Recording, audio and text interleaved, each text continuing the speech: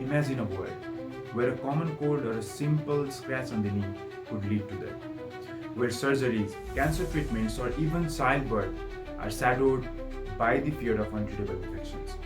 This isn't a distant dystopian vision, it's a looming reality if we fail to address the antimicrobial resistance.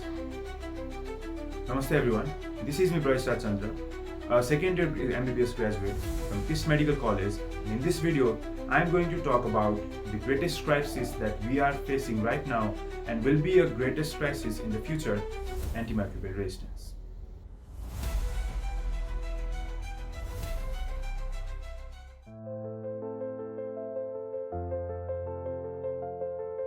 The story of antibiotics began in 1928 when Alexander Fleming discovered penicillin, the world's first antibiotic. It was a revolution in medicine, hailed as a miracle cure. Diseases that once killed millions, pneumonia, tuberculosis, and syphilis, could now be treated effectively. Antibiotics ushered in a golden age of healthcare, saving countless lives and enabling medical advances like organ transplants and chemotherapy. But Fleming himself warned us. The time will come when penicillin could be bought by anyone in the shops. Then there is the danger that the ignorant man may easily underdose himself, and by exposing his microbes to non-lethal quantities of drugs, make them resistant. His warning fell on the deaf ears.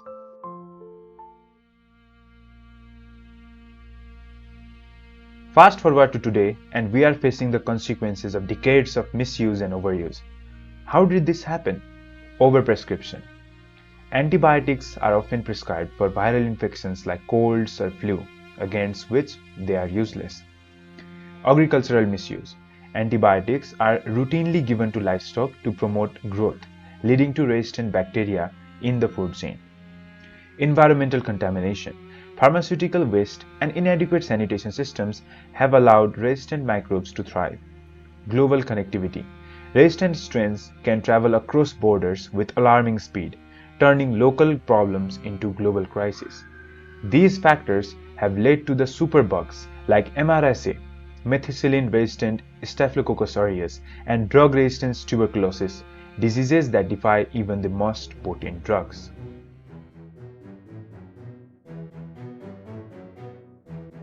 Globally, nearly 5 million deaths in 2019 were associated with drug-resistant infections.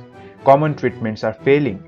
42% resistant rates in E. coli to third-generation cephalosporins. Resistance to life-saving antibiotics like carbapenems is rising. Even once rare conditions like drug-resistant fungal infections, including Candida auris, are now widespread. Without new antibiotics and global action, the OECD predicts that by 2035, resistance to last resort antibiotics will double.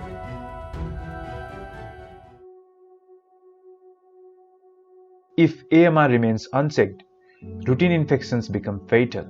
Cuts, burns, or minor surgeries could lead to untreatable sepsis. Healthcare systems will collapse. Procedures like organ transplants and cancer therapies rely on antibiotics to prevent the infections. Economic devastation. The World Bank estimates AMR could push 24 million people into extreme poverty by 2030. Global health security will be threatened. Diseases like tuberculosis and malaria could once again become uncontrollable killers. In essence, the era of antibiotics could come to an end, plunging us into a pre-antibiotic age where medical progress is reversed.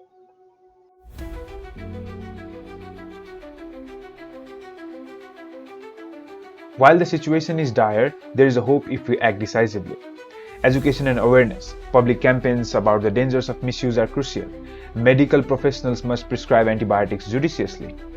Global governance. The WHO calls for a One Health approach, addressing AMR in human, animal, and environmental health. Stricter regulations on agricultural antibiotic use and pharmaceutical waste disposal are essential. Innovation and funding. Develop new antibiotics and alternative treatments like bacteriophages.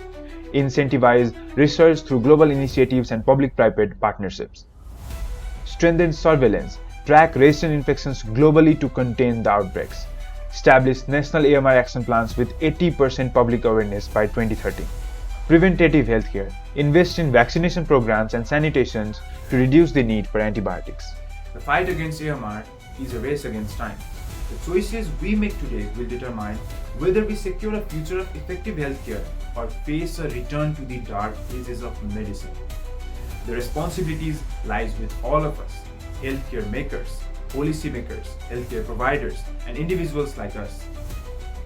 Together, we can ensure that the antibiotics will remain a beacon of hope rather than a relic of the past. So let's act now before it's too late.